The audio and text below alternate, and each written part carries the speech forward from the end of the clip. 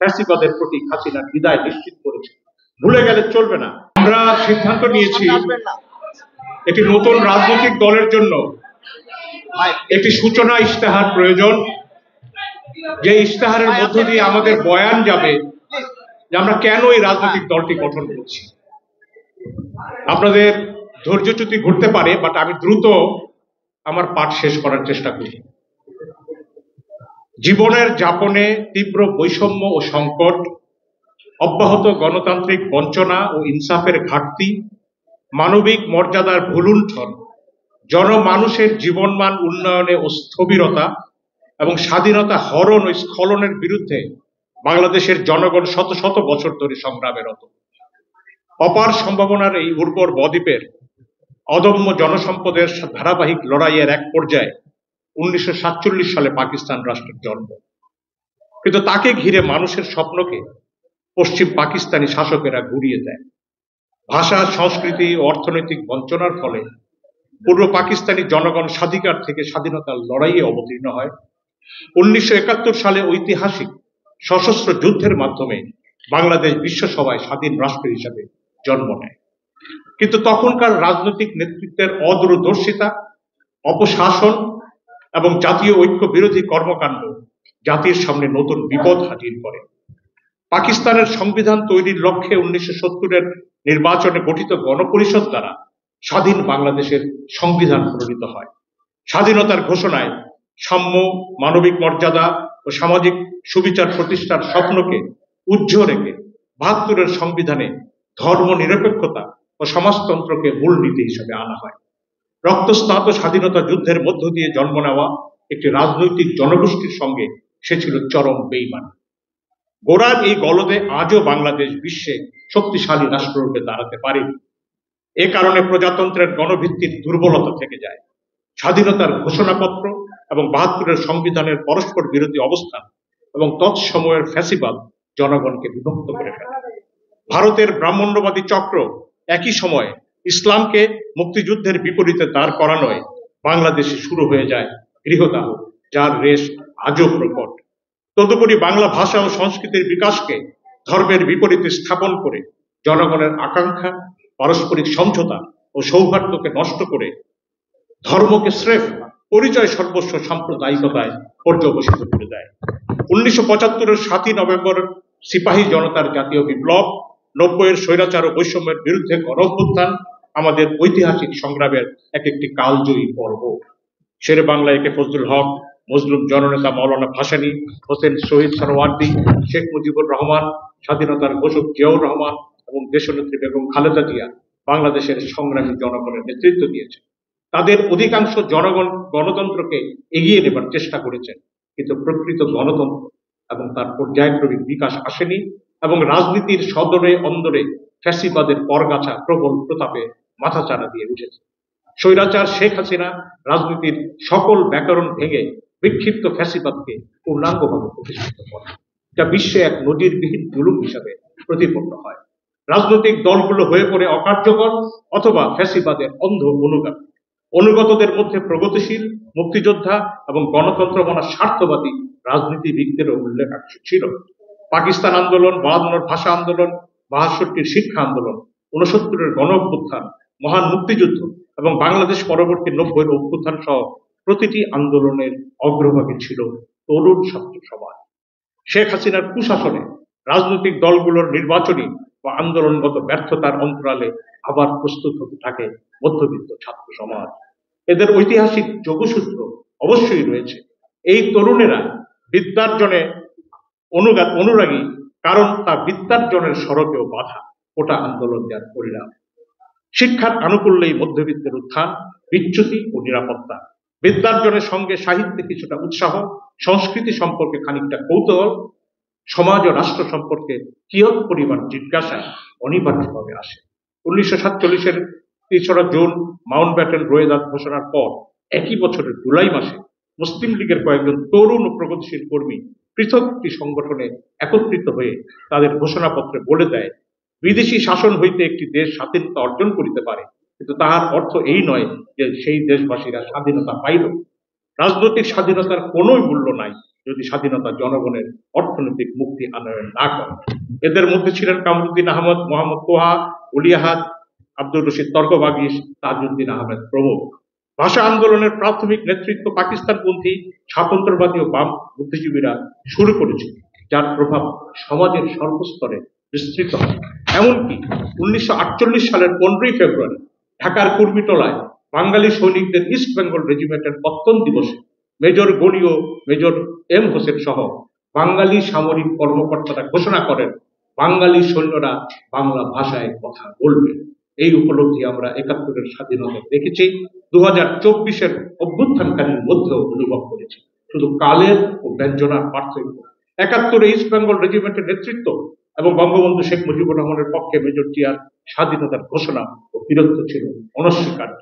47-এর স্বাধীনতার পর মুসলিম লীগ থেকে প্রগতিশীল তরুণদের যেমন বিচ্ছিন্ন হওয়ার ঘটনা দেখেছি, তেমনি 71-এর স্বাধীনতার পর বিদ্রোহী তরুণদের পৃথক মঞ্চে আবির্ভূত হওয়ার ঘটনাও জাতি প্রত্যক্ষ করেছে। এই বীর তরুণেরা কারা? বর্তমানে দেশে দেশে বৈষম্যের বিরুদ্ধে এবং মানবাধিকার আন্দোলনগুলোকে আমরা ব্যর্থতায় পর্যবেসিত দেখেছি।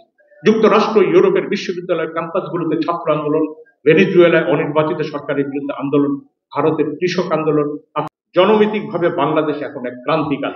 বর্তমানে বাংলাদেশে 15 থেকে 64 বছর বয়সী জনসংখ্যা মোট জনসংখ্যার প্রায় 63.25%।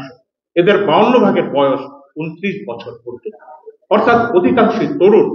যে দেশে কর্মক্ষম মানুষের সংখ্যা বেশি, সেখানেই প্রকৃত উন্নয়নের গতি ত্বরান্বিত হয়। এই ধরনের সুযোগ একটি জাতির জীবনে একবারই ঘটে। পাশাপাশি আন্তর্জাতিক রাজনীতির নতুন গতিধারায় বাংলাদেশ তার ভৌগোলিক অবস্থানের কৌশলগত অর্থনৈতিক গুরুত্বকে নতুনভাবে উপস্থাপন করেছে। বঙ্গোপসাগর হয়ে উঠছে যুক্তরাষ্ট্র, চীন ও ভারতের নয়া কৌশলগত ঠিকানা। তাবৎ বৃষ্টির দৃষ্টি এখন ছাত্র জনতার অভ্যুত্থান পরিবর্তী বাংলাদেশে এক নতুন সম্ভাবনার সূর্যোদয়। শুধুমাত্র সরকার পরিবর্তন অথবা একটি নিরপেক্ষ আয়োজনের আকাঙ্ক্ষাই গণ অভ্যুত্থানের একমাত্র লক্ষ্য হতে পারে না। বিপ্লবের প্রত্যাশায় ব্যাপক সংস্কারের মাধ্যমে নতুন রাষ্ট্রীয় বন্দোবস্ত কায়েম এবং রাষ্ট্রের রন্ধ্রে রন্ধ্রে লুকিয়ে থাকা ফ্যাসিবাদ ও অনিয়ম নাশে ভুল ফোটানো গণতন্ত্র আবশ্যক হয়ে পড়েছে। বাংলাদেশের ইতিহাস সাক্ষ্য দেয়, প্রতিটি গণ অভ্যুত্থান, বিপ্লব আন্দোলনের পরে ওইসব সংগ্রামী চেতনায় নতুন নতুন রাজনৈতিক দলের অভ্যুদয় হয়। যেহেতু রাষ্ট্র সাজবে 71 ও 24-এর গণজাগরণের চেতনায়, সেই আঙ্গিকে নতুন দলের আবির্ভাব অনিবার্য। জাতির এই মহেন্দ্রক্ষণে জাতীয় প্রত্যাশায় সকল প্রকার বৈষম্য, ফ্যাসিবাদ, আধিপত্যবাদের বিরুদ্ধে গণতন্ত্রকে এগিয়ে নিতে, জনকল্যাণ, ইনসাফ ও সার্বভৌমত্ব নিশ্চিত করতে এবং গর্বিত জাতীয়তা বোধ দৃঢ়ীকরণ করতে আমরা আজ নতুন দলের আত্মপ্রকাশ ঘোষণা করছি। এই জন্য যে গত 54 বছরে এত সংগ্রামের পরেও বাংলাদেশে একটি স্বাধীন রাজনৈতিক দলের আবির্ভাব ঘটেনি, যে দল এদিক ওদিক না চেয়ে শুধু জনগণের পক্ষে ব্যর্থহীনভাবে দাঁড়িয়েছে। এমন রাজনৈতিক দলের কথা কেউ বুক ফুরিয়ে বলতে পারে না, যারা দিল্লি, পিন্ডি, মস্কো, ওয়াশিংটন, বেজিং এর প্রভাবমুক্ত থেকে বাংলাদেশের সার্বভৌমত্বকে এগিয়ে নিয়ে যেতে পেরেছে, অথবা বাংলাদেশি জাতিকে একটি ঐক্যবদ্ধ রাজনৈতিক গোষ্ঠীতে পরিণত করতে সমর্থ হয়েছে। আওয়ামী লীগের গত 15 বছরের ফ্যাসিবাদের দুই রাজনৈতিক দলগুলোর ব্যর্থতা। আওয়ামী লীগের গত 15 বছরের ফ্যাসিবাদের বিরুদ্ধে রাজনৈতিক দলগুলো আন্দোলন করলেও জনগণের প্রত্যাশা পূরণ করতে পারেনি, যার দরুন ছাত্রদেরকে চূড়ান্ত সংগ্রামে অর্থাৎ এক দফায় নামতে হয়েছে। 80-র দশকে যেখানে 8 বছরে স্বৈরাচারের বিরুদ্ধে সকল গণ অভ্যুত্থান সংগঠিত করা সম্ভব হয়েছে, এবার 15 বছরেও তা করা সম্ভব হয়। জনগণ একে প্রচলিত রাজনৈতিক ব্যবস্থার গুরুতর ব্যর্থতা বলেই মনে করে। অধিকন্ত দীর্ঘ 54 বছরে তারা কোনো গুরুত্বপূর্ণ সংস্কার সাধনে অপারগ ছিল। ভারত পোষণ 3 নাম্বার। সাম্প্রতিক গণ অভ্যুত্থানে আওয়ামী লীগের পাশাপাশি প্রতিবেশী দেশ ভারতের বিপক্ষে জনগণ সোচ্চার হয়েছে। ভারত ওই ফ্যাসিবাদকে তোষণ ও পোষণ করেছে, বিনিময়ে বাংলাদেশের সার্বভৌমত্ব কেড়ে নিয়েছে।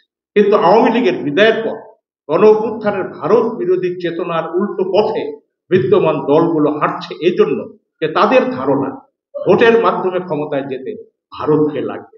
এমনকি গণহত্যার জলজ্যান্ত প্রমাণ সিদ্ধ অভিযোগের সম্মুখীন আওয়ামী লীগ তাদের মনোনীত রাষ্ট্রপতি বা ফ্যাসিবাদ সহায়ক 72-এর সংবিধানের পক্ষেও তারা ওকালতিতে নেমেছে।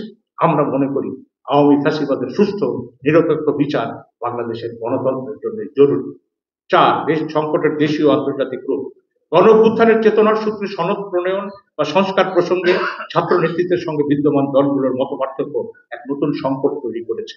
সংস্কার আগে না নির্বাচন, এই প্রশ্নেও তীব্র মতভেদ চলছে।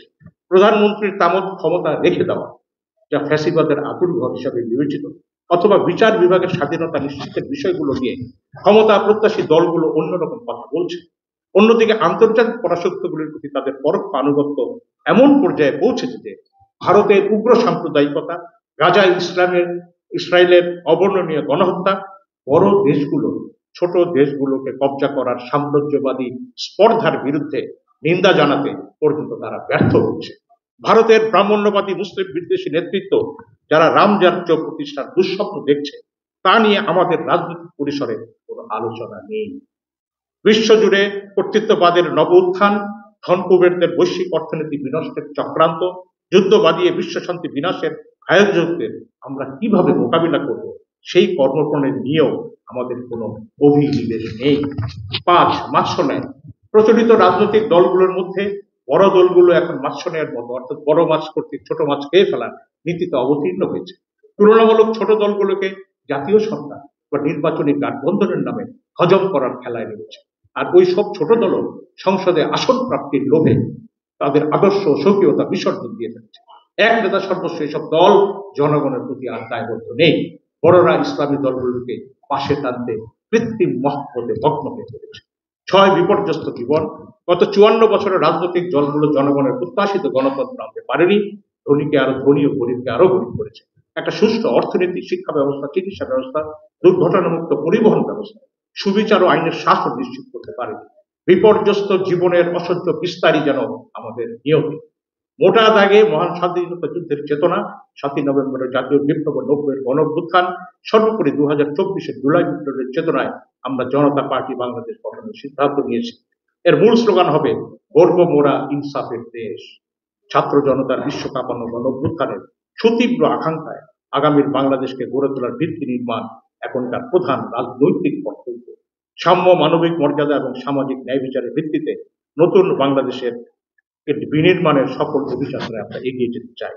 নতুন দলের আসল লক্ষ্যসমূহ নিম্নরূপ: 1, মহান আল্লাহর প্রতি অবিচল আস্থা, বাংলাদেশী জাতীয়তাবাদ, সকল ধর্ম সাংস্কৃতিক চর্চার স্বাধীনতা নিশ্চিতের নীতি এবং সর্বধর্ম সহাবস্থান ও সম্প্রীতির পরিবেশ সৃষ্টি করা আমাদের নীতি। সকল ধর্মীয় জঙ্গিবাদ উগ্রতাকে নিরুৎসাহিত করার পাশাপাশি সকল মত ও পথকে সমন্বিত করে রাজনৈতিক বিভাজনের ভেদরেখা মুছে ফেলে একটি স্বচ্ছ জবাবদিহিমূলক গণতান্ত্রিক রাজনৈতিক সংস্কৃতি নির্মাণ জরুরি। স্লোগান সর্বস্ব জাতীয় ঐক্য নয়, সকল ইস্যুতে ঐক্যমত্য হবে ভবিষ্যতের পথ চলার দিশা। 2, আমরা উদার গণতান্ত্রিকতায় বিশ্বাসী মধ্যপন্থী একটি দল। মধ্যপন্থা মানে এই নয় যে সকল মতের মাঝে একটি আপোষমূলক অবস্থা, বরং পবিত্র কোরআনের সূরা বাকারার 143 আয়াত, 143 আয়াত, যা হচ্ছে 286 আয়াতের মধ্যবর্তী আয়াত, সেই আয়াতের ভাষ্য অনুযায়ী আল্লাহ আমাদেরকে মধ্যপন্থী জাতিতে পরিণত করেছে। মধ্যপন্থীরা হচ্ছে ইমানে বলিয়ান, মানবীয় মর্যাদা ও সামাজিক, অর্থনৈতিক, সাংস্কৃতিক ভারসাম্যপূর্ণ এক সম্প্রদায়, যারা ভালো কাজের কথা বলবে, মন্দকে নিরুৎসাহিত করবে, অধিকন্ত জুলুমের বিরুদ্ধে দাঁড়াবে। ফ্যাসিস্ট রাষ্ট্র ব্যবস্থা উচ্ছেদে আমরা দৃঢ় সংকল্প। ন্যায্যতা, সমতা, বৈষম্যহীন সমাজ ব্যবস্থা ও আইনের শাসন প্রতিষ্ঠা করা আমাদের লক্ষ্য। 3, শুধুমাত্র নির্বাচন সর্বস্ব গণতন্ত্রকে আমরা প্রত্যাখ্যান করছি। জীবনযাপনের স্তরের পক্ষে ও ক্ষেত্রে প্রতিদিন আমরা গণতন্ত্রের চর্চা চাই। অপরাজনীতিকে জিয়ে রেখে ন্যায়ভিত্তিক রাষ্ট্র গঠন কোনোভাবেই সম্ভব নয়। স্বাধীনতার এক্ষণে জাতিকে নতুন যাত্রাপথে তুলে দিতে বেদনাদায়ক হলেও সর্বপর্যায়ে সংস্কার আবশ্যক। ভবিষ্যতে নির্বাচিত সরকারের হাতে সংস্কারের দায়িত্ব ছেড়ে দেওয়া মানে আত্মহনন এবং জনগণকে আশাহত করা। সংস্কারের মাধ্যমে জাতীয় ঐকমত্যের ভিত্তিতে নতুন রাষ্ট্রীয় বন্দোবস্ত সাব্যস্ত করা জরুরি। সকল